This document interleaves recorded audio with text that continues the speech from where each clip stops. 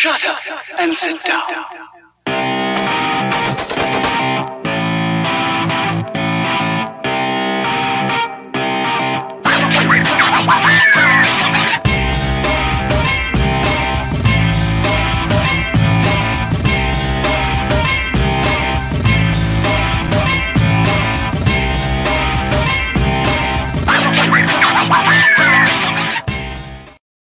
Hello, everybody. Welcome back to the Fight for Liberty show. I'm so glad that you decided to spend this hour with us.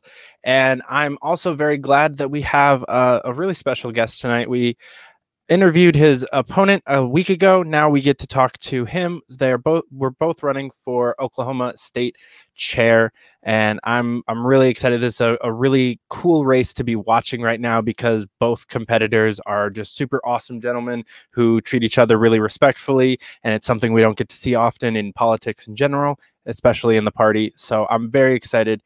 Rex, thank you so much for joining us. Hey, thanks for having me. All right. So I want to start out with thanking you for taking time away from building a house, which you're doing right now. Yes. So I really want to start out with that. Tell me about Liberty Farms and what's going on there and how that's been going. So Liberty Mountain Farms is an idea that Victoria and I have each wanted to do before we ever even met each other.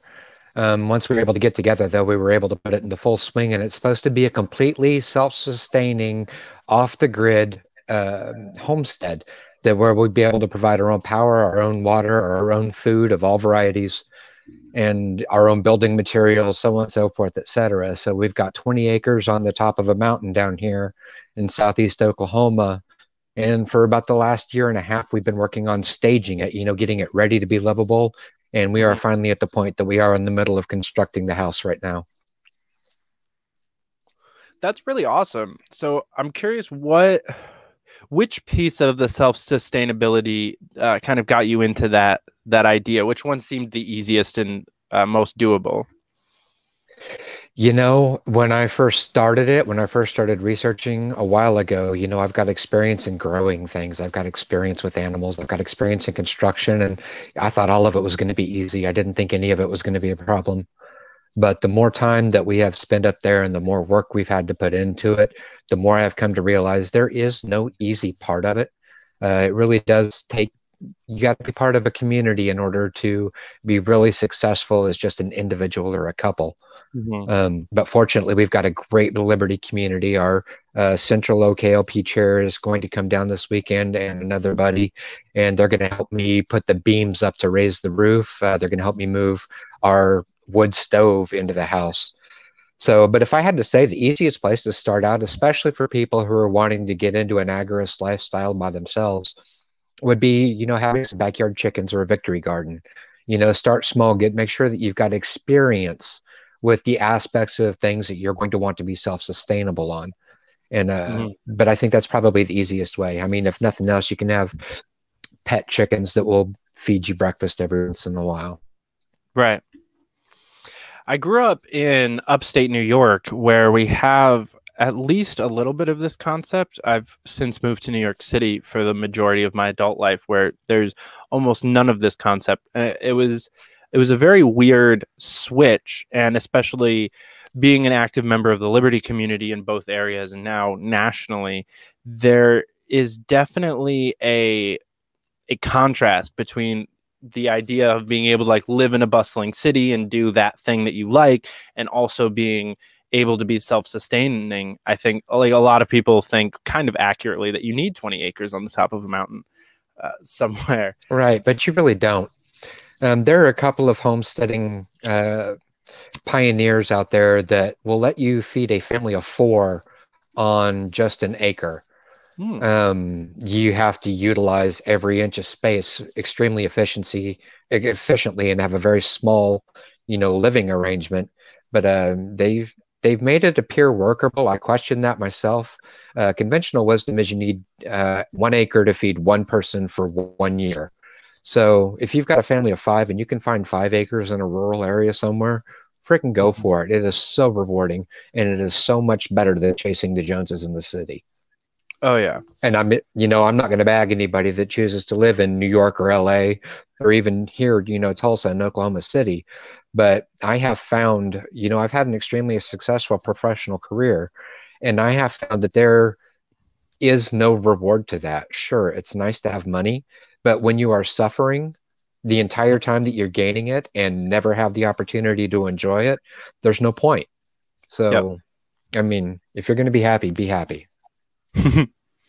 Yeah, I like that a lot. That's been a piece of my mindset a lot lately. I've been traveling down this like libertarian to anarchist pipeline. I actually did a live video last night with a friend of mine who's a couple steps ahead of me on that journey. I've been listening to too much Michael Malice and Carrie Wedler lately. Yeah.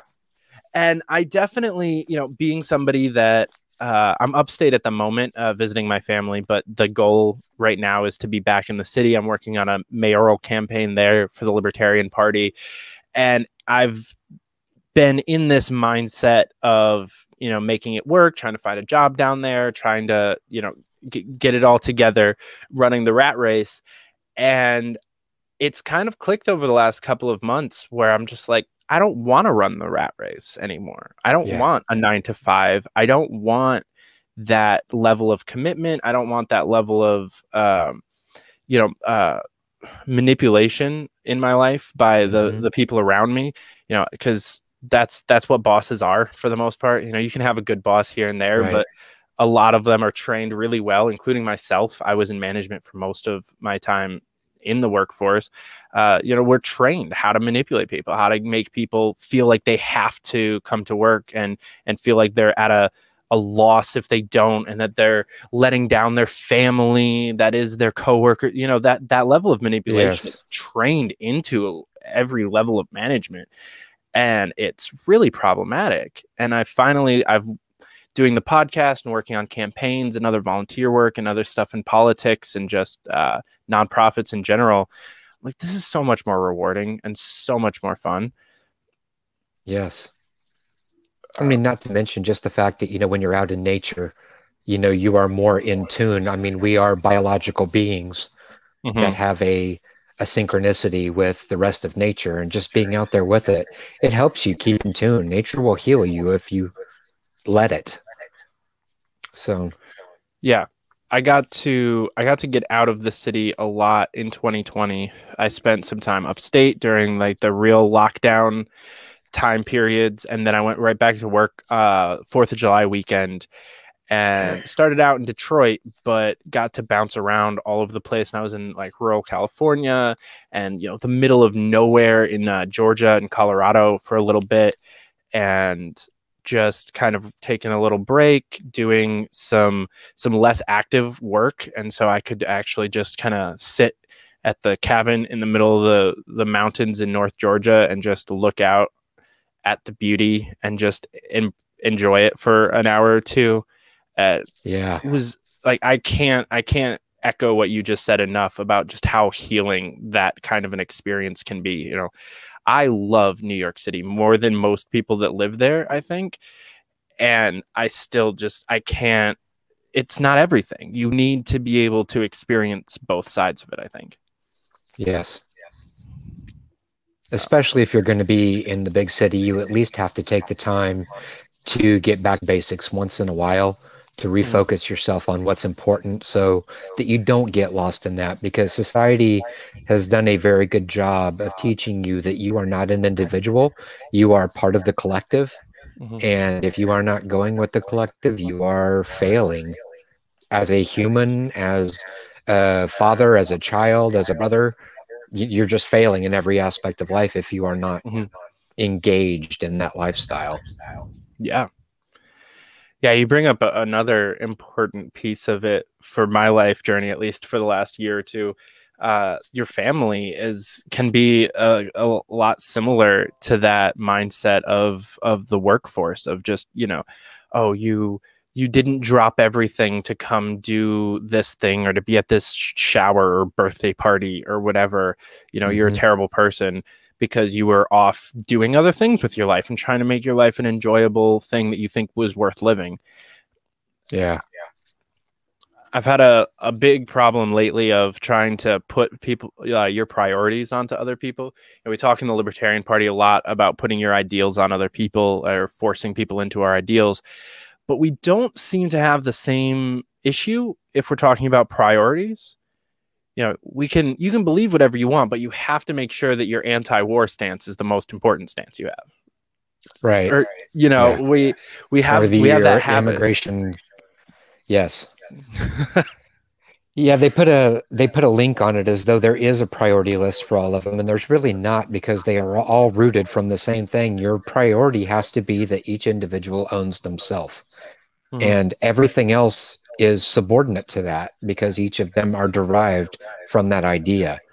So as long as everybody believes that they own themselves, they're gonna find a way to get along with everything else. And that's one of the things that I think is really important for, like, the executive committees and our candidates that are out there running these races, is that they hammer that idea home. Because once you get a person to believe the idea that each individual owns themselves, the rest of it's easy, because there's the logical consistency among them. They don't have to fight. They don't have the cognitive dissonance once they accept that basic premise. So, right.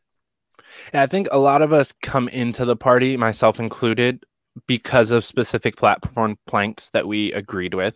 I say a lot, especially on the show, that what brought me to the LP was guns and drugs. It was the only party that agreed with me on guns and drugs. That's all I knew about the Libertarian Party when I joined, was Gary Johnson was pro-guns and pro-drugs. And that was enough for me to become a member. And then I actually learned this backstory and this, grounding belief that you're talking about here years later. We slowly kind of get introduced to the idea that you have to own yourself in every way, in every situation, just at a fundamental level. It's not that you own what kind of guns, or you control what kind of guns you own, or you own what you put in your body. You own all of you. So that involves taxation, that involves free movement, that involves businesses, that every aspect of your life you have to be able to own yourself and take personal responsibility. I think that's why they call it the libertarian to anarchist pipeline, because we come in with just a general idea, and then we're like, wait, all government sucks, all coercion is theft and is evil. Yeah, and it takes a while to come to the realization for that in order for you to own yourself, that means you have to agree to let everyone else own themselves, because anytime you give the government power over someone else, you're giving them that same power over you. So it doesn't matter what the situation is. Even if the government right now is swinging, anti-drugs, if you give them the authority to make that judgment call to begin with, they have the same authority to turn around and say, okay, we are also pro these drugs, and we are going to force you to take them. So, and that is a lot of the vaccination movement, whether you are, pro mandatory vaccinations or whatever. Anytime you give the government the authority to make those decisions, regardless of whether they agree with you or not, you are giving them the authority to make a whole host of other decisions besides that. Oh, yeah. Yeah, I've always found the anti-vaxxer movement to be one of the most interesting facets of the liberty movement, because it does kind of fit in with us a little bit. There's a lot of overlap in that Venn diagram. And I'm obviously not pro mandatory vaccinations, because that's a direct violation of our rights. But I am pro-vax. I'm vaccinated for most of the things. I haven't gotten the COVID vaccine because I don't trust that at all. But the normal ones, the old anti-vaxxer argument from last year and the last 5 years. It's such a simple, just personal choice answer, in my opinion. I've always kind of seen it as that.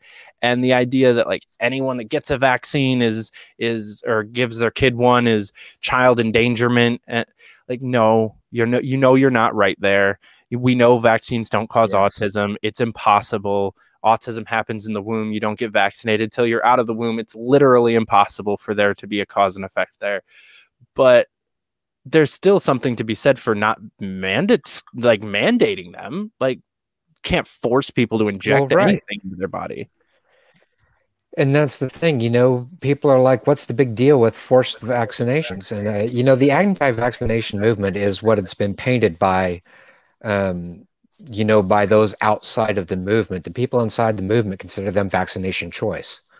Mhm. And that's exactly how it should be, because, just because people got the MMR, which it was tested over decades and decades, and the efficacy is still questionable in some respects on that, they are going to use the justification, well, we force you to do that, so now we can force everyone to go get the COVID vaccine, even though the damn thing's 6 months old and has no testing on it whatsoever. So Right. that's one of those situations. You cannot let the government have the authority to force any of these decisions, whether it's a good idea or not, because they will always turn around and use it to abuse you later. And they've done it with everything. Everything. Yeah.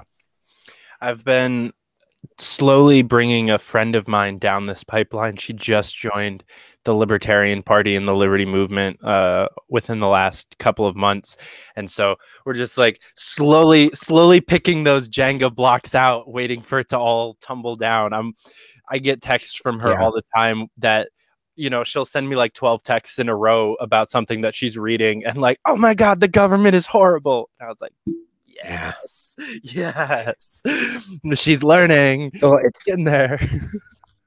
yes, and it's hilarious because I ran for governor back in the 2018 cycle, and I wound up meeting tons of people all over the state who, in a lot of the events where we would all be up on the stage, they assumed that I was Republican. I'm in Oklahoma; it's a red state, and they agreed with 90% of everything that I said because they were asking conservative issue questions because that's the nature of the state. But then they'd get to the end and they'd say Rex Lawhorn Libertarian, and in some cases there was an audible gasp from the audience, being like, "Oh my God, what is this?" And they would come up and talk to me afterward, and we would have the conversations.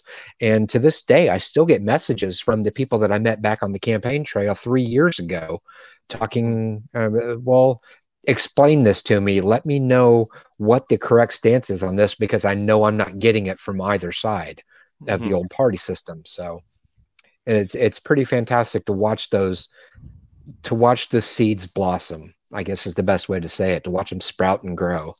Mm-hmm. Yeah, it's been the most rewarding part of my time in the Liberty Movement, is just like getting to bring other people into the party, or just waking them up to how politics works in general.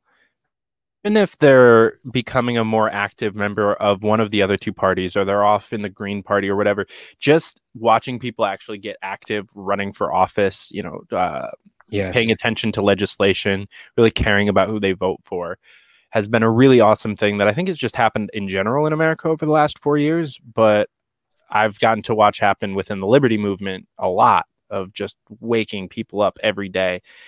We're doing a pretty good job at it. Yes, it is. We are the fastest growing political party in the nation in almost every state. Mm-hmm. And that's because, one, we have had great candidates that have had effective messaging that have reached those marginalized populations.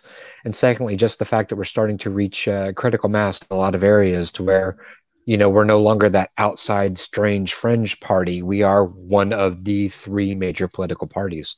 So, right. Which is both a of them go great a long thing way. to see. Mm-hmm. Mm-hmm. I was very encouraged by some of the turnout in 2020, namely for like Rainwater and Ricky Harrington were both Right.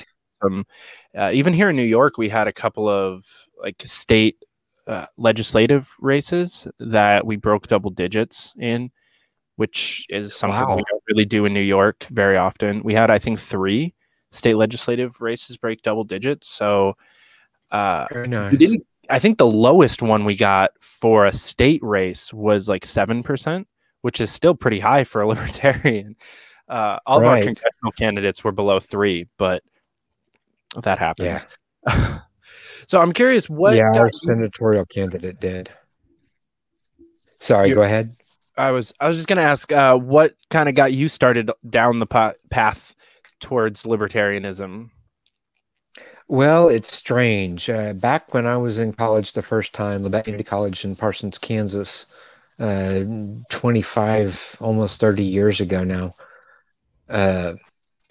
I had a professor, his name was Don Tullis. He was my statistics professor, and he was a libertarian. And this is back in 1993, 94, somewhere in that area. So he exposed me to it, but then I met other libertarians, and I hear the same thing today that I experienced back then. Is like they're a bunch of assholes. They don't do anything but argue. They fight. They hate the state. They hate the military. They hate the poor people. And I felt the same way because I was meeting that type of activist. That you're stupid because you're not a libertarian. And so that pushed me off of it completely. And I was like, nope, I agree with the principles, but that is not who I am.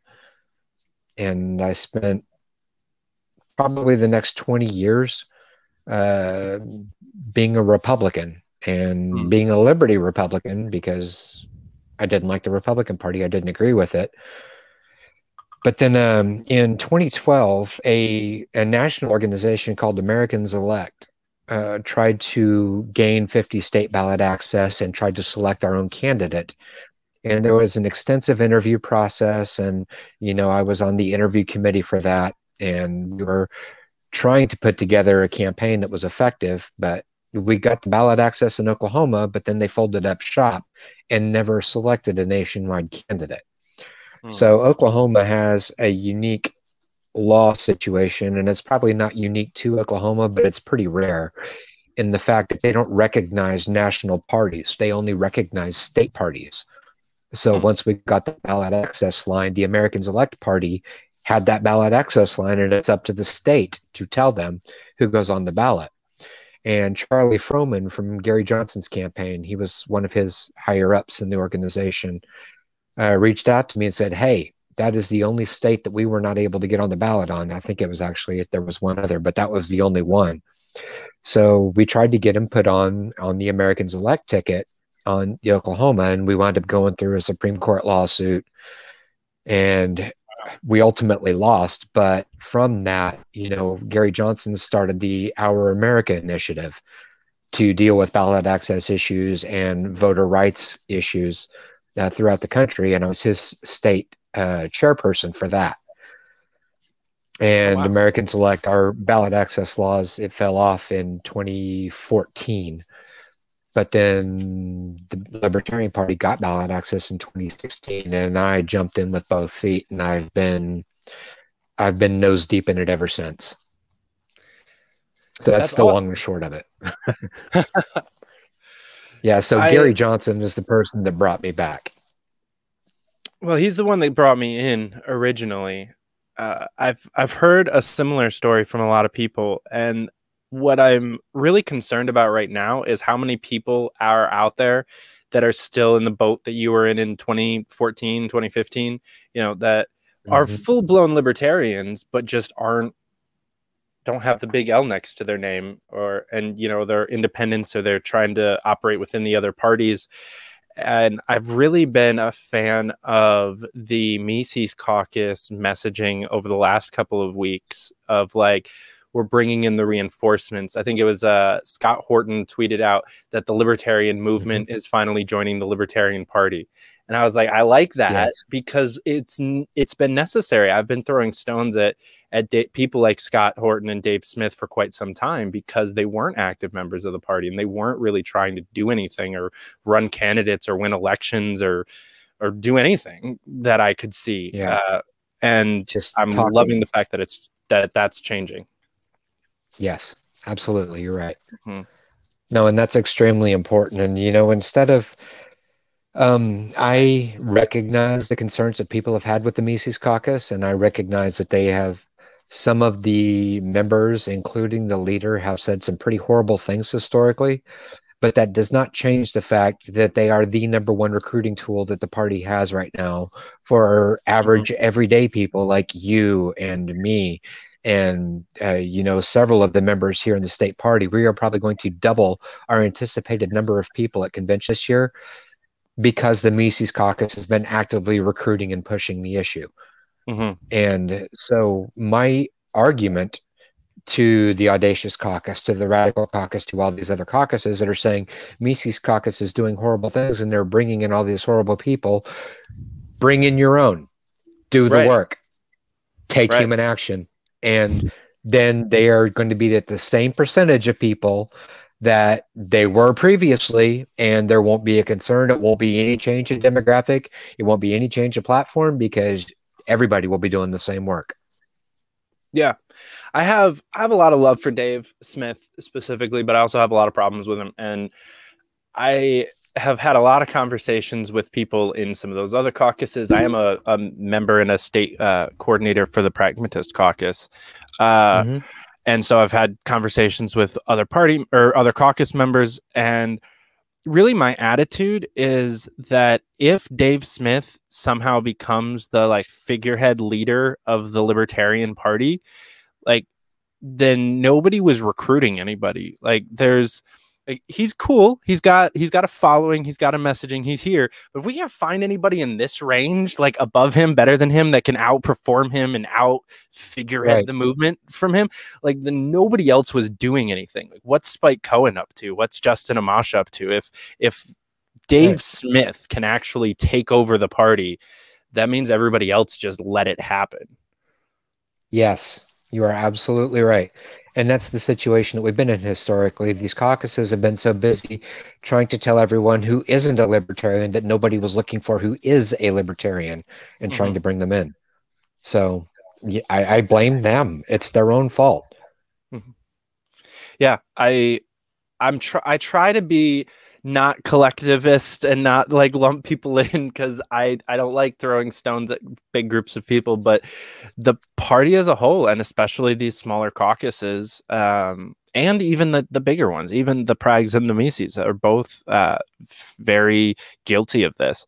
You know, I like the way you said it. We were too busy telling everybody who isn't a real libertarian instead of finding people who were, because there's so many of them.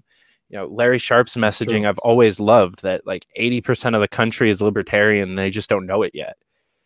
Yes.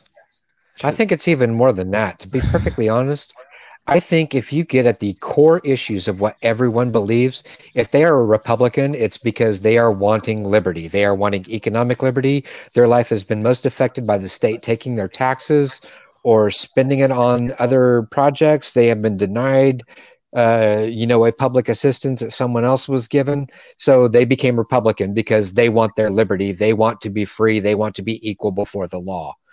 And it's the flip side is on the Democrats. They want equality. They want equal protection under the law, and they are most affected by the issues on the social side of it. And those are the things that they have seen, that they have experienced. So they believe that needs to be the focus. But the truth of the matter is everybody wants the same thing. They want to live free. And until we can get them to recognize that both of them get their objectives achieved with the Libertarian Party, we're doing nothing but spinning our wheels. Yeah, and the truth is they both can get what they want under the Libertarian Party.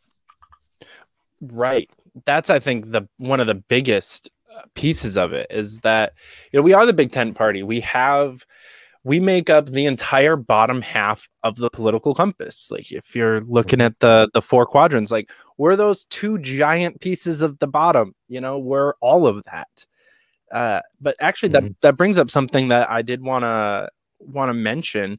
Are you a fan of that like big tent party, or are you somebody that believes that maybe we would work out better pairing the establishment's divide and conquer method and having two different parties that make up those two different pieces? That depends on your perspective. I went to school for political science over at Missouri State. It was my minor.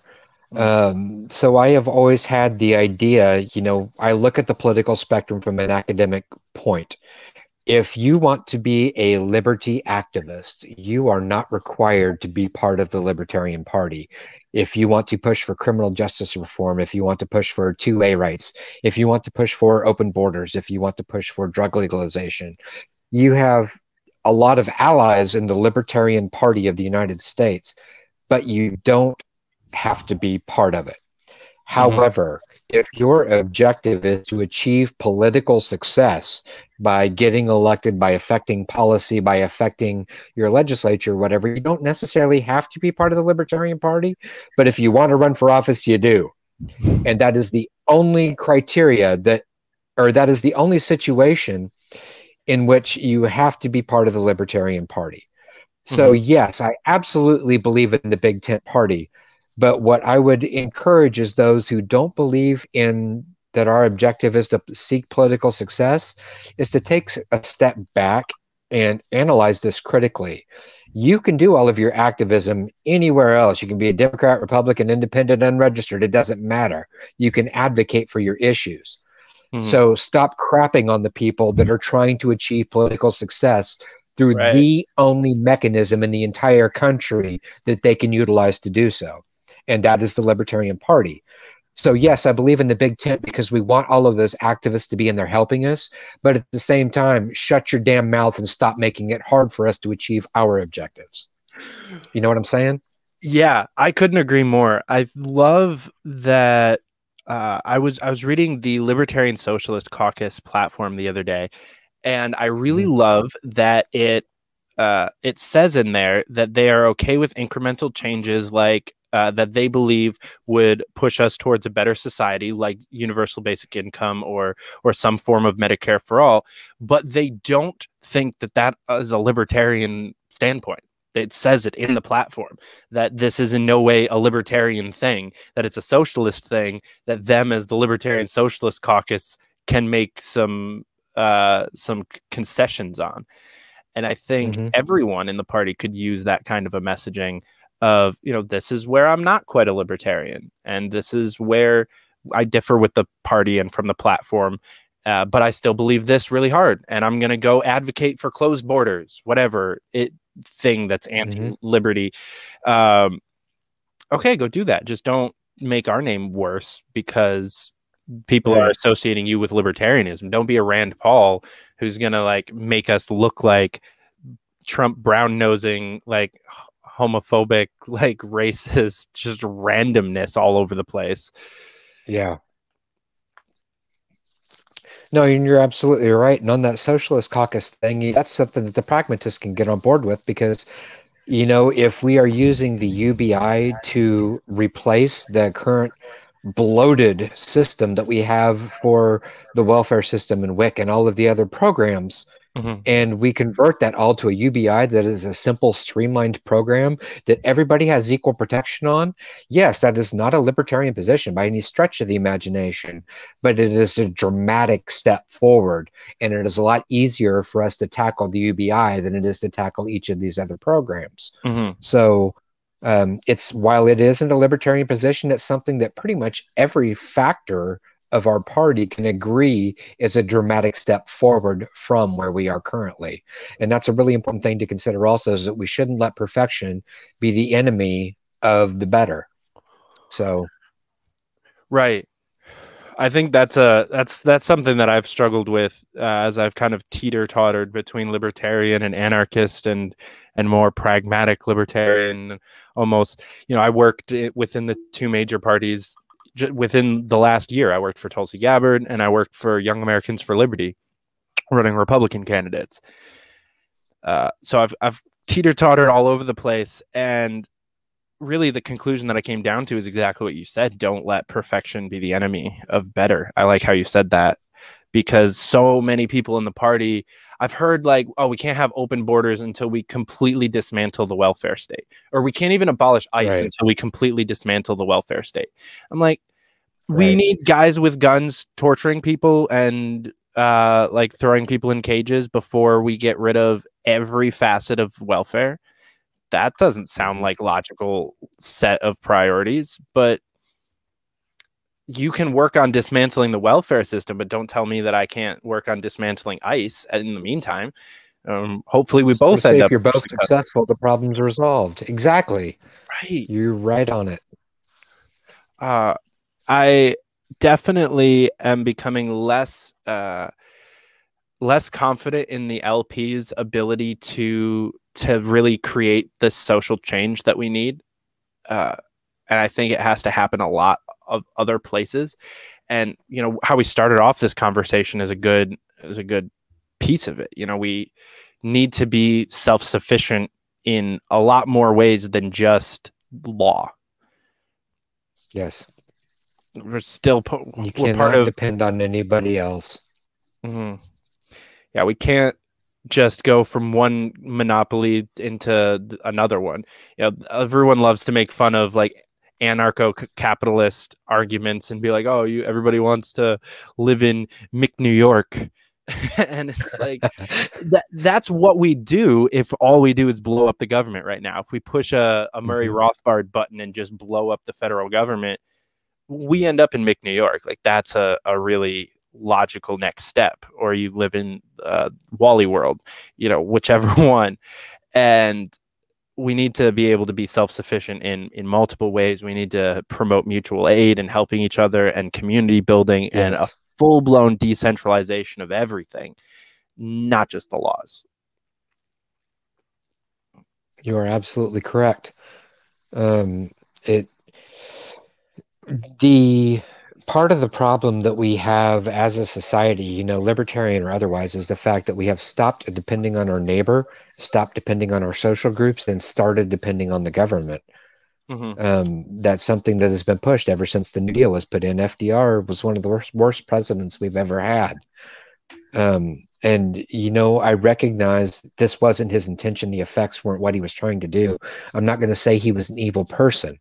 What I am going to say is that they fully failed to recognize the ramifications of the social programs they were putting in place and how they were going to turn out. Because, they're like, oh, it's going to be temporary. It's going to be temporary. Even at their time, when have they ever instituted a program that didn't get pushed into perpetuity? So it was sheer ignorance on our part. I will say they were stupid, but I will stop short of calling them evil. I can agree with that. I can definitely agree. I will always question those motives, though. Like you said, like when have we ever put anything into place that was temporary? Lincoln tried to justify the income tax that it was just going to be for the war, and we're here 200 years later still paying that shit. Right. By force under threat of a gun. Yeah, I think that's the other thing that a lot of people are able now to kind of separate into and back up their cognitive dissonance that we were talking about earlier, because you don't see that gun unless you try not to pay. So as long as you're a good little sheeple, it doesn't look like force. It looks like choice. You sign a piece of paper when you get a job that they're going to take X amount out of your paycheck. And then you sign a piece of paper once a year that says, yeah, I'm going to get X amount of that back, or pay a little bit more because, the government can't do math right. And it looks voluntary to a lot of people until you try to stop paying. And then you end up like John McAfee. Right. Sitting in prison in Spain for not paying income taxes. Right. But that's exactly right. That's the thing. There's a lot of people that have a problem with the term voluntary. They don't understand what that truly means. They think that voluntary means it doesn't matter what the consequence of you not choosing that. If you had the choice, it was voluntary. But, one of the big things that we are here in the Libertarian Party to discuss is the fact that if there is force, fraud, or coercion involved, that is not a voluntary situation. Those are situations in which you are given the option of you are going to pay this tax, or you are going to die, or you are going to prison. And that's not a voluntary situation. That's force. Yeah. And if I had the option that when they came to my door to try to arrest me and they drew their gun, that I could shoot them without consequence, okay, then that's a little bit different situation. But tell me the last time you know of that a person has shot a cop and survived. Even if they lived through that situation, taken out in prison, or they were released and then they were found on the street and spent the rest of their life under harassment. So, I mean, there is no scenario in where you can directly attack the state and come out ahead in the situation. you are always going to lose. Mm-hmm. And I'm perfectly aware of that. I'm in a situation down here where they illegally raised my land taxes in LaFleur County. And, there's no malice. The county assessor down here is one of my closest friends in the region. He's a Republican, but he has got a good heart and he wants to do the right thing, but he's bound by the law. And even though what their office was doing is explicitly illegal, it's something that's done statewide, and it's done um, throughout the state. It's not just his office, it's all 77 counties. Wow. So, because of that process, the way it has existed, even though it's against the law, it's something that continued to go forward. Mm-hmm. And I'm fighting it. I'm in the middle of fighting it right now. I haven't actually paid my land taxes in a year and a half. And that's strictly because I have got several legal irons in the fire. I know I'm going to lose. I know I'm going to have to wind up paying double what was already an illegal tax to begin with. My taxes got raised 2,000%, and it's going to be 4,000% with penalties by the time I pay them. But, it's the principle. I'm not going to give in to the state just because they say that. I'm going to make the fight. I am going to make it known, and then I'm going to pay my penalties. I'm going to pay my price. Am I going to come out ahead on that? No. Did I do the right thing? Yes, absolutely. Yeah. I was a little bit worried last night that I was going to get like my live stream taken down because I went on a little bit of a rant encouraging people to stop paying their taxes, basically. Because it's ridiculous at this point that we just fall into this mentality of, yep, go take my dollars. I'm going to pretend that it's going to something good. And I had a conversation with my dad today, kind of recapping the live stream last night and mentioning this. And he didn't say it. I said it for him. Because he was about to. He basically tried to use the taxes are a price we pay to live in a civilized society argument. Like he straight up said was going down the logic trail of if we stopped paying our taxes, we would just descend into anarchy. And I'm like, how? Like how does that path line up? Where do we start on that? And how does it get to anarchy over here? Just because we stopped paying our income tax? We stopped paying like first of all, most of the things that people rely on don't come from the federal budget. He brought up snow plows. I'm like, that's land tax. That's county taxes. That has nothing to do with your state or federal income tax. None at all. And even so, there's hundreds of guys in our neighborhood with snow plows that could do a better job than our county does. Yes. Our county is shit at plowing the roads. They're awful. And I live in Oswego County, which is like the second or third most snowiest county in the country. And is that Erie? It's about an hour east of Erie. So I think Erie gets Erie and us kind of flip flop every year. Who actually got more snow? Because we're right on Onondaga Lake or Lake Ontario, and they're that lake affects snow. Oh yeah, it's a great time. I love it.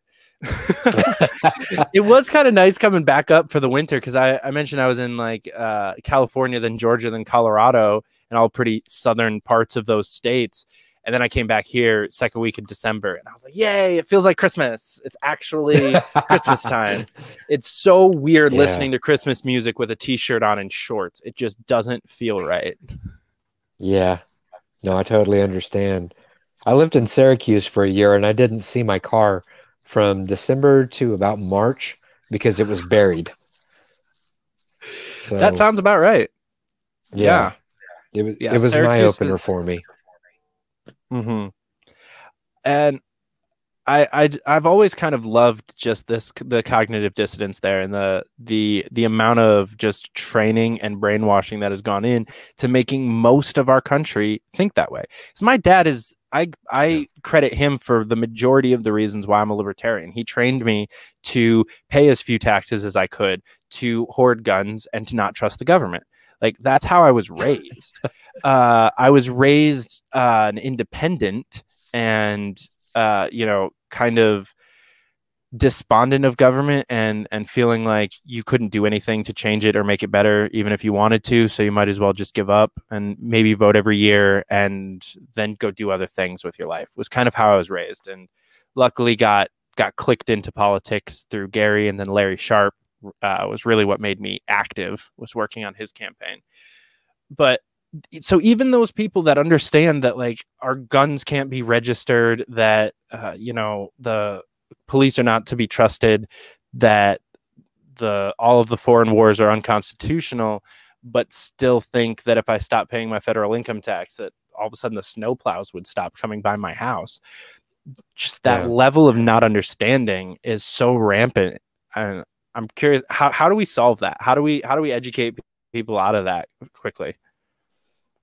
So the answer to that is pretty convoluted, because everything is a spider web anymore, right? They've expanded government to such an extent that it's got little fingers, little tendrils in every single aspect of our life. And we don't see that. So, you talk about it's a federal penalty for the stores to remove that tag off of your pillow. That the amount of fluoride in your water is regulated, not necessarily just a maximum, but there's a minimum amount required in a lot of places also. There are a bunch of these little nuts and bolts about local, state, and federal government that twinge people when they first learn about it, right? So you wind up going to a place like the LaFleur County GOP. I attend our GOP meetings monthly simply because there's not enough libertarians and I want to hear from my representatives. So they start talking about things like, the most recent one is a land use for the ODWC, the Oklahoma Department of Wildlife Conservation. So they're trying to propose a bill that is going to let them buy as much land as they want, but they have to sell an equal amount. But what they do is they have a clause in their contracts that says that they can, refuse any bid for any reason. So they give seed money to this third party who they can turn around and sell it to for dirt cheap, who turns around and sells it to a foreign investor for a significant profit, because they'll pay whatever they can to own American land.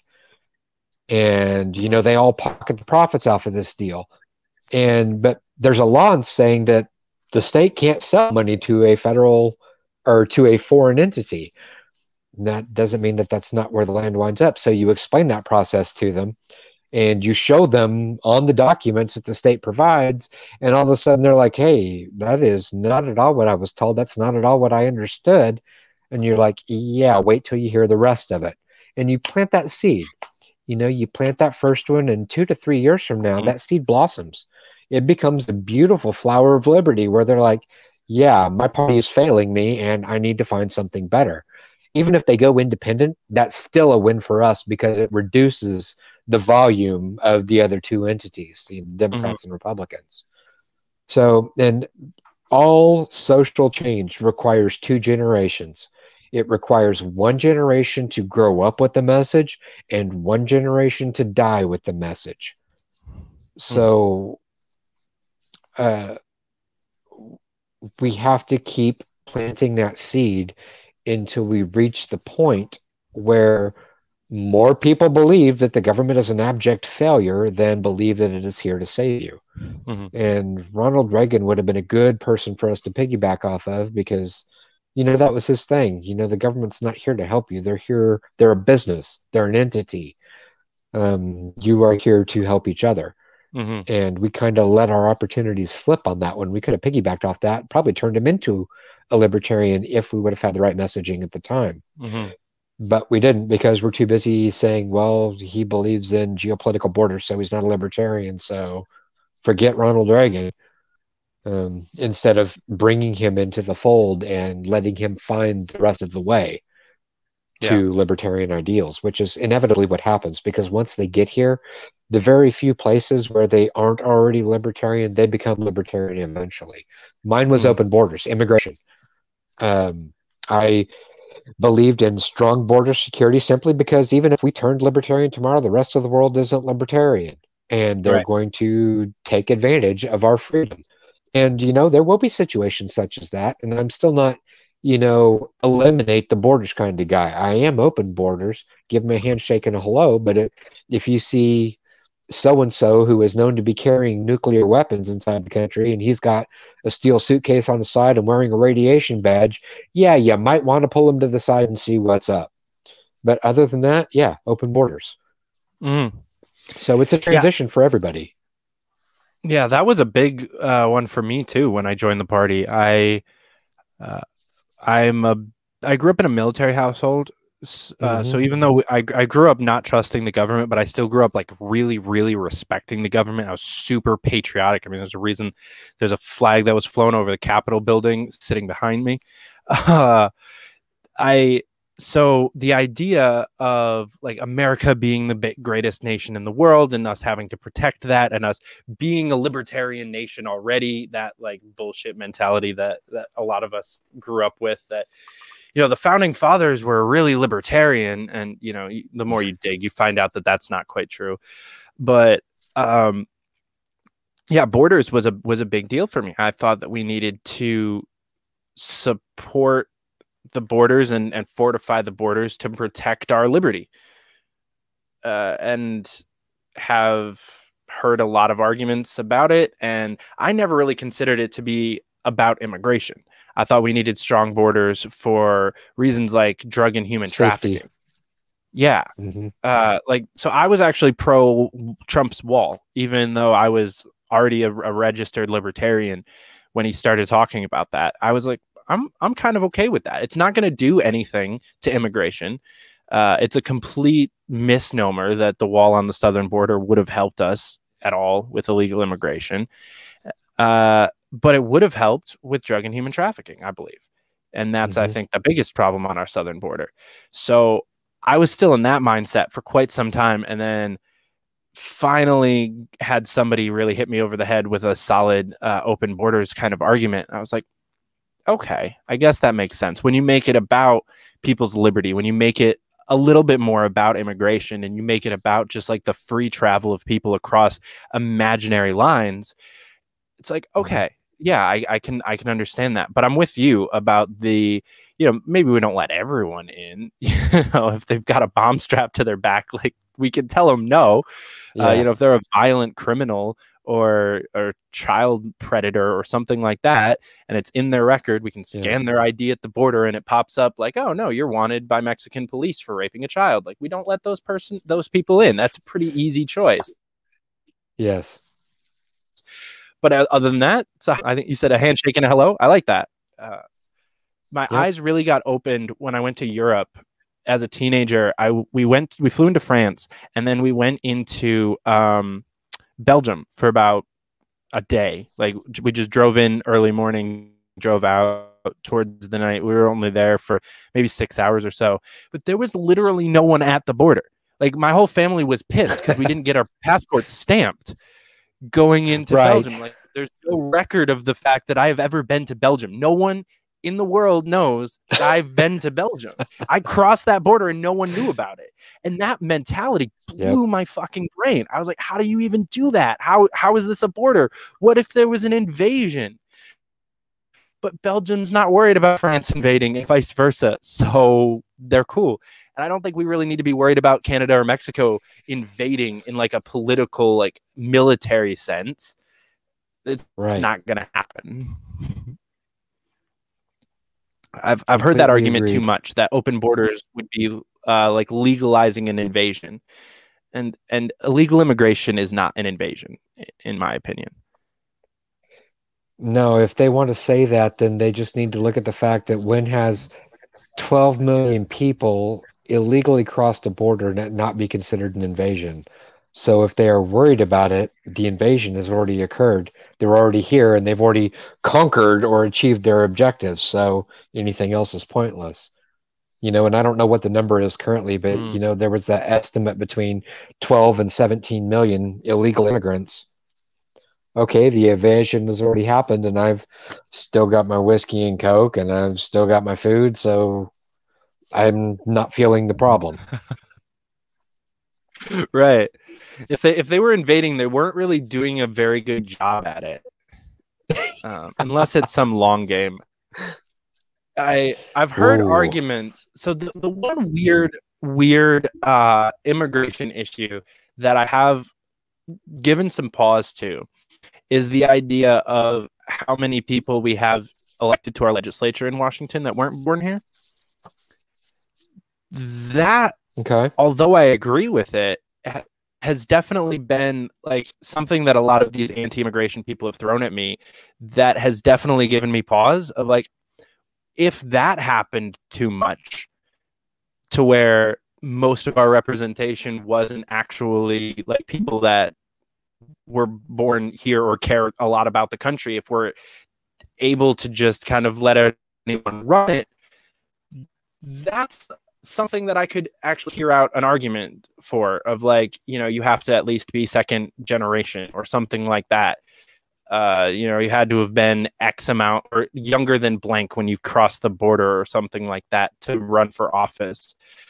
I could at least hear some sort of a regulation around who can then control the country, because that does sound like an actual invasion. You know, if people are coming over illegally and then ending up running the country, that would be a problem. But I don't see that really happening. And even the ones that are in office right now that weren't born here, some of them are some of the better ones, in my opinion. Exactly. They can make that argument, but at the same time, I want to say, what is the harm? What is the problem that you are seeing that you are trying to solve? Because just because they weren't born here doesn't mean that they're not even more American than the people that have been here for 8 generations. Because I'll tell you right now, Inhofe and Langford are two of the biggest pieces of crap I have ever seen. And I would take AOC over either of them in a heartbeat. So Mm-hmm. I'm not perceiving the harm that they are suggesting.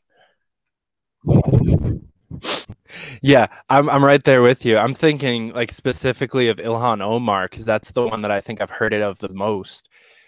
She's Yeah, like she's anti-American, problematic. and it's because she wasn't born here. Hmm. She's got some iffy views that I'll obviously disagree with her on politically, but as a person, I haven't really seen anything from her that would lead me to believe that she's anti-American or anti-freedom or anti anything that we stand for as a country.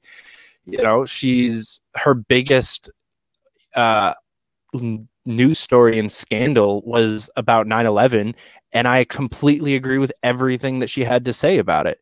You know, the fact Yeah, that we let a foreign country influence how we treated our own citizens is preposterous, yes. and I completely agree with her on that.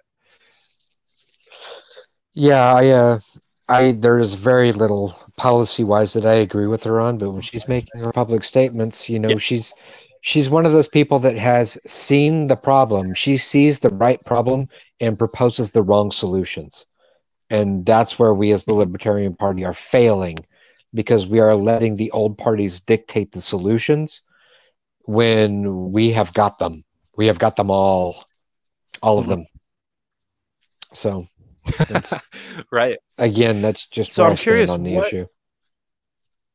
Yeah, I definitely can agree.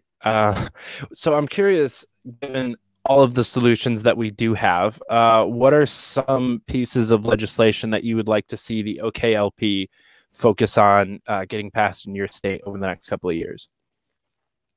So it's difficult in Oklahoma because we are a very red state, and most of the issues that most of the people here care about are stuff that gets legislated. We have already passed legislation that says that we are a Second Amendment sanctuary. The House just passed a bill 3 or 4 days ago that asserts the 10th Amendment to the Constitution and says if it's not explicit, we are referring it to our Attorney General. And if they determine that it is not in Oklahoma's best interest, Joe Biden can go pound sand. So there's a lot of, individual liberty issues in Oklahoma Mhm. that do get pushed. We've passed constitutional carry. You can carry pretty much anything you want anywhere at any time, unless it's private property and they tell you you can't. That's obviously an Mhm. exception with the dispensaries and stuff. We passed 788, which is uh, medicinal marijuana. It was passed by 57% by the people in a red state. So it's hard to pick out individual bits and pieces here in Oklahoma that we would like to see pass as legislation. One would be a reduction in the use of eminent domain because they're pretty liberal with their use of that. Secondly, would be de-siloing the tax structures. So in Oklahoma, it doesn't matter if your tax is paid at local, county, or state. They have only very specific agencies that money can be allocated to and very specific projects within those agencies. So, for instance, our school system has 53 silos. They have 53 different funding revenue streams. That should be three. It should be federal, state, and local. So I would like to see legislation that did away with the siloing of our tax structure, and that includes for transportation, education, and all of it. Just do away with it altogether. Allocate that money to that department and let that department figure out the best way to spend that money. It's just an efficiency thing. So that's a lot of what we need to pass here in Oklahoma is more efficient use of the tax revenue we generate. We spend 53% of our state revenue on the local education system, the K through 12. And that does include higher education also, but regardless, we rank like 48th in the country in quality of education, and that's just unacceptable. And a large part of that is the fact that the majority of the revenue that goes to these schools has to be used to build buildings. It can't go into the classroom. So it's just stupid things like that. That's something that I would like to see pass. Those are probably the two biggest things right now. I would also like to see criminal justice reform. Governor Stitt did the biggest mass pardon commutation of sentence in state history. He commuted something like 460 sentences at once, and then up to 800 total for the people that were in there for simple marijuana possession charges that would have qualified for a medicinal marijuana card. He let them go. That's awesome. And we need things like that. So it's really hard in Oklahoma because they really do a relatively decent job compared to most states in protecting individual liberties.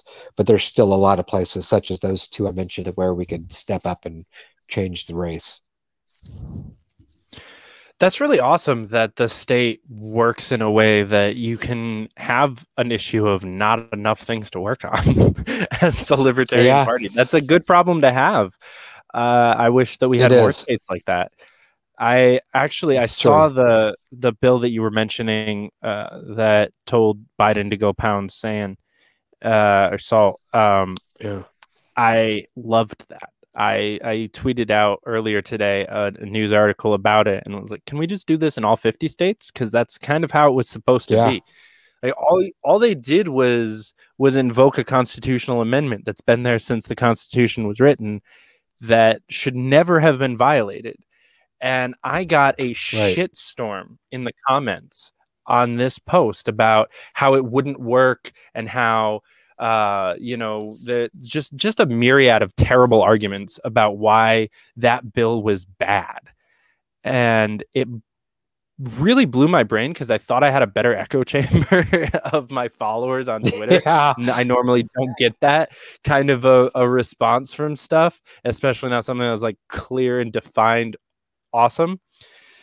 But there's a lot of people that just are enemies of liberty in general and don't want to see it invoked in any way. That just goes to show, yes, you hit the nail right there, is the fact that people who think they are free don't recognize how unfree they are. And, oh my gosh, they invoked the Constitution. They invoked the Bill of Rights. What horrible people would possibly do something like that? Yeah, I don't get that mentality. I have never had that mentality. So I'd say just blow it off, David. Yeah, I got some good advice from Nick Sarwark a while back that he told me not to respond to any replies from people who had less followers than me. And I was like, and I've taken that to heart, and it's been pretty good, except for when he gets into arguments with me, because then I have to respond by his own logic. So he's got a lot more followers than I do. It's true. So I'm curious, you're running for chair. I'm curious what metrics would you look at 2 years into your term as chair to say, I did a great job at chair, or I really could have done better, needed to step up? To be perfectly honest, I think, since you brought up Nick Sarwark, I'm going to say it. I believe that the chair is the least important person in the Oklahoma Libertarian Party. Our job is to educate, encourage, and empower activists, people who do have passions and issues, to be able to provide to them the resources they need to be successful in their activism, whether they're candidates, whether they're policy activists, whatever the situation. We should be the one-stop shop for them to find the help that they need to be successful in their projects. So, the executive committee has got a relatively simple task in the fact that they have to follow directions given to them by the convention through bylaw and through resolution. So my metric for success, since we haven't had this situation yet, since we've gotten our ballot access back, would be, did we stay within the bylaws for the entire 2 years? That's my first metric of success. And then the second one would be, I like that. Yeah. Honestly, that's a problem that we've had here, and there's valid reason for it, right? We hit the ground running, and we outran ourselves. When you go from not even being a party to 7,000 people in a year, you've overgrown. Any corporation will tell you, if you grow too fast, you have doomed yourself to failure. And we haven't failed, not even remotely, but we have put ourselves in some pretty significant situations that we need to rectify. And so fixing those situations in those 2 years, I believe, would be a primary metric. Second would be as to whether or not the party membership has grown at the same rate or higher than it had in the 5 years previous. So, and that's a hard metric to meet because, when you go from 0 to 7,000, that's a huge per capita growth. But we have been able to maintain a relatively stable rate of growth to where we went from 6,000 in that first year to we're over 15,000 now. So over that 4-year period, we're still growing at approximately 25% a year.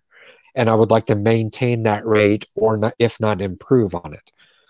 At the same time, I would want to bring those members into the party to be activists for the party, taking an active role in convention, attending the state executive committee meetings, participating in the committees, helping the convention come up without a hitch. So all of those sorts of things, if we were able to increase that activist pool, I would consider that success. And then the third metric would be the regional activism. If the regions were all organized, had their structures in place, and were able to start affiliating counties. As it sits right now, I believe we only have 3 affiliated counties out of the 77 in the state. And it's hard because in order to affiliate a county, you need to have a full board, which means you need 4 libertarians. And in New York, in a lot of the counties, that's not a big deal. But when you've got an entire county of 369 people, finding 4 of those people that are able to get together, be dedicated to the Libertarian Party, be active, and go forward, that's a challenge. So, and that's pretty much the entire western part of the state, north of I-40. So I would like to see the regions, at the very least, all be founded, have their elected representatives, and be serving on the executive board, and seeing at least the counties that are currently occupied have a few registered counties underneath them. I would consider that the third metric for success. All right. Well, you're really making me glad that I don't live in Oklahoma and don't have to make a choice between you and Kevin, because that sounds like a very difficult choice that a lot of people are going to have to make. It is. Kevin's a good friend of mine, but fantastic individual. Yeah, he's said nothing but nice things about you as well, and encouraged me to do this. And I'm very, very excited to host both of you guys on the show next week for a little debate style. I would love to show the world what a libertarian primary could look like. how much better our party can be than the other two parties. Because when you watch a state chair race in either of the other two parties, it is a grueling, gruesome, drag out, knockdown battle between people, if there even is someone challenging the current chair, because that doesn't even happen very often. So I think the healthy competition that's going on in your state right now is just a beacon of hope for me in the LP, and that other states can act the same way, and the people can see that and see that we're different, and that we're not the Reds and the Blues. We're not in this team sports mentality. We don't hate everyone that doesn't agree with us. We can actually coexist. Yeah, in peace. In peace. You know, Chris Powell and I really ran for governor in 2018. Yeah, it's true. But, you know, we did this huge statewide race against each other. And, you know, most people know the third candidate in that race. It was Joe Exotic. But when Chris and I ran for office, it was exactly the same thing. It was perfectly congenial, and we didn't agree on everything. You know, we had a lot of areas where we fundamentally disagreed at a primal level, but it's still that's not cause for hate. That is cause for celebration, because it is that diversity and that ability to present differing perspectives that makes the electoral system successful, because that's where you are able to get the true will of the body, not when they hand pick and choose who they're going to put on the ballot for you to choose from, because that's when you get a turd sandwich and a giant douche. Right. There's a fantastic Alan Watts quote that stuck with me for quite some time.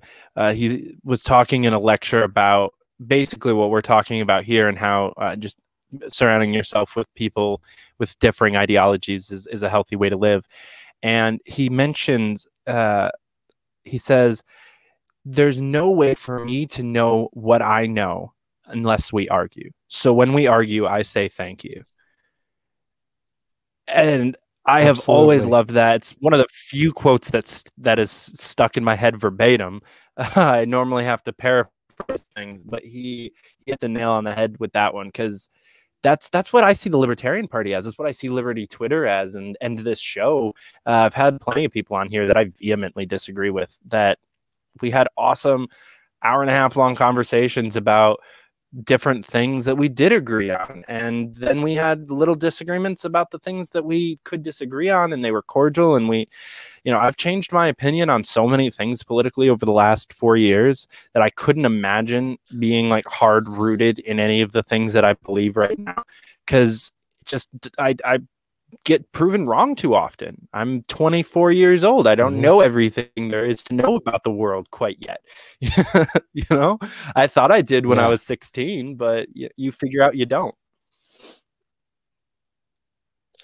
Well, you should be appreciative of people who argue with you, because it's going to do one of things. Either it's going to prove you're wrong and make you a better individual, or it's going to solidify the belief that you were right to begin with and make you more confident in espousing that belief going forward. So those are the only two possible outcomes of an argument. You're either stronger in your belief, or you've been proven wrong and you are now a better person for it. Yeah, and I think people have the opposite idea of what getting proven wrong means.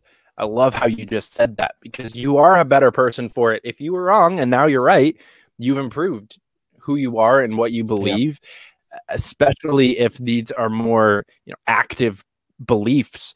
You know, changing your opinion on land value tax versus property tax is probably not like a huge thing, but every little piece that you improve on is an improvement. You know, and then you can eventually be the best person you can be. Getting proven wrong just means that you are closer to that perfection that you're fighting for. The fact that you weren't perfect before doesn't fucking matter. If you're trying to be better, that's the point. All right. Absolutely. Well, I want to bring up one more thing, because I was told that you have a really solid pitch on this topic, and so I wanted to hear at least part of it.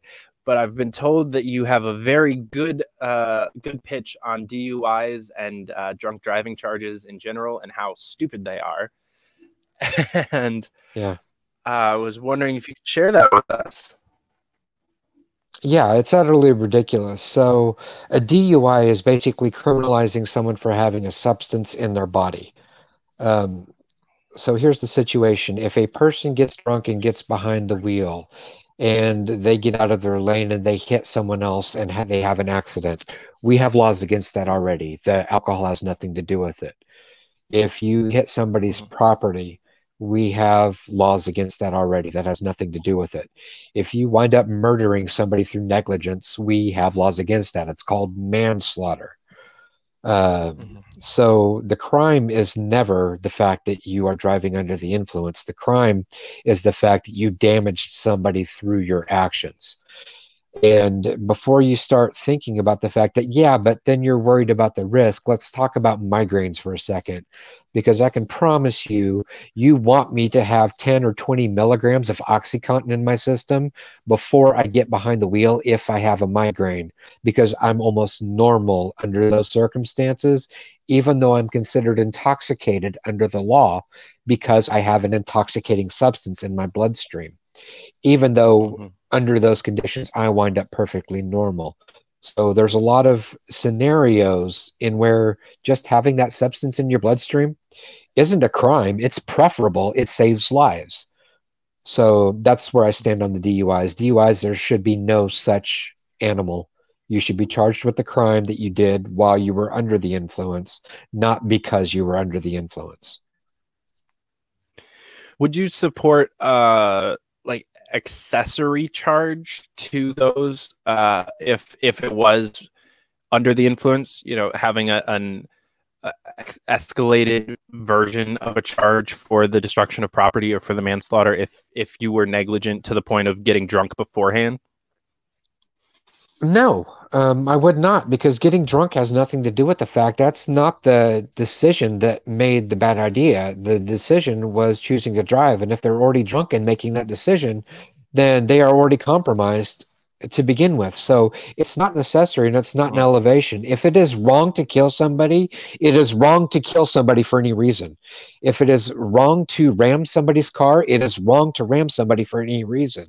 If a person is pissed off and just randomly decides to drive into somebody's front house, should they be charged with extra crime because they were pissed off when they did it? No, the motivation does not matter. The question is, and see, that's the thing, is we have gotten away from the idea of restorative justice and started saying it is punitive justice. You know, we want to punish these people. That's not the goal of a judicial system. The goal of a judicial system is to restore the victim to their pre-victimized state. And, you know, there are some circumstances where that can't happen, and that's why murder charges are so severe. But things like that, you know, you're not doing either the victim or the person who committed the crime any favors by not giving them a DUI, making them a felon under those circumstances, and not giving them the opportunity to restore the individual that they harmed to begin with. So, no, I am not in favor of any accessory charges. I am not in favor of the legal system preemptively or using any excuse to enhance charges based off of any extenuating circumstance, because the goal should be to restore the victim to their pre-victimized state and to help the individual who committed the crime not commit the crime again. Throwing him into jail or enhancing charges does not do either objective justice. I completely agree. I wasn't sure where I stood on that question as I asked it, because I've heard a lot of solid arguments both ways, but you've very much grounded me in where I was leaning already, which is fuck that. Because I agree. The idea of making something worse because of a decision they made previously to committing a crime is, like you're talking about, it's no brainer. And I like the example of, would we make it worse if they were angry? Because we actually make it less of a charge in most cases if they have they were some insane, legitimate temporary right insanity. to be. Yeah. So there would almost be an argument that a DUI charge or like a drunk driving accident should be lesser charged than a regular accident because you have an excuse for being an idiot on the road. Not Right. that I actually believe that. That was hypothetical, but yeah, Well, no, but it's following the you make same logic. Mhm. Yeah, you make a really good point with the migraines and the oxy because you know, my mom also suffers from some really awful migraines and has for quite some time, and I smoke weed like a lot, and it helps me with a lot of different things, and I couldn't imagine going on a long drive sober. Like that sounds awful. I would lose my absolute. I would completely zone out. I am way too ADHD to be able to focus on the road sober correctly for a long period of time. And even with drinking, you know, I've gotten behind the wheel after a beer or two. That's not a great life choice, but nothing happened. And I know way too many people that can functionally drive 10 drinks into the night better than my sister can drive sober. So, you know, it's a very misguided idea that you can tell what effect a substance is going to have on somebody before they take it and then punish them for taking it. Just doesn't add up, really. And I really like the dichotomy between restorative justice and punitive justice, because it's a full mindset switch of are we punishing people or are we helping people?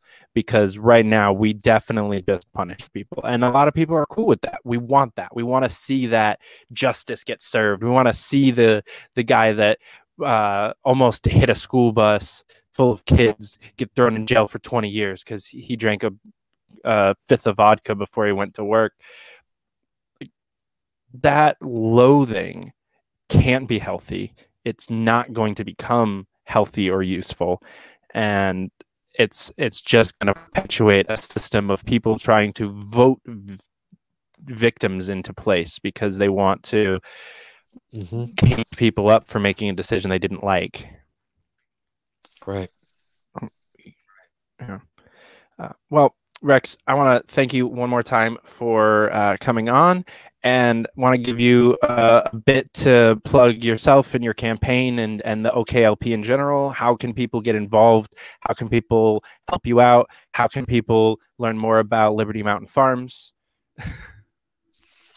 So my campaign has been pretty much non-existent. I just announced that I was running. I put out my resume and let people make their own decisions. I thought that it was only fair. Kevin has been absent for most of this last year, so I've had a lot more exposure to the people that are going to be making the decision, and I wanted to give him the opportunity to get all of his information out there so that they were able to compare apples to one another.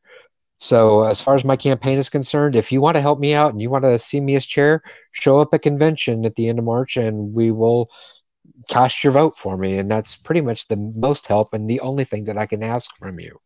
If you want to get involved in our agorism activities, you know, myself and Victoria building Liberty Mountain Farms, find us over there on Facebook. It's Liberty Mountain Farms. You'll see my face, but you'll see her doing a lot more videos than I do. But yeah, and we're doing everything we can. You know, that is our activism, to show people how easy it is to become agorist and to get out there on your own and to convince people that it's a good idea to be sustainable. So facebook.com/Liberty Mountain Farms, or find me at Rex Lawhorn Liberty Activist, and you can get my ideas on politics. That's pretty much the only way to contact us. All right. Well, just one more time, thank you for coming on, taking the time out to have this convo. I really looking forward to talking to you and Kevin next week. That's going to be a great time. Anybody watching, go back, watch the video with Kevin, and then tune in next week. It's going to be Wednesday night, 8 p.m. Eastern, if I wrote that down correctly. So definitely stay tuned for that. If you haven't already, subscribe to the channel, like this video. Follow us on Twitter, Instagram, Facebook at Fight for Liberty. And if you really want to help out the channel, you can send us a donation on Cash App or Patreon. or buy a t-shirt, because those are super fun. I'm really excited to see Fight for Liberty t-shirts popping up all over the place. That's going to be a good time. But until next time, thanks for watching, and we'll catch you back here. Oh, come on. Hey fighters, thanks for watching. Don't forget to subscribe to the channel for more videos. If you want to learn more or get involved, go to fightforliberty.com/join or reach out to us on Instagram, Facebook, or Twitter at Fight for Liberty. If you want to help keep the show going, Patreon and Cash App are the way to do that. We'll catch you back here next time. Until then, keep up the fight.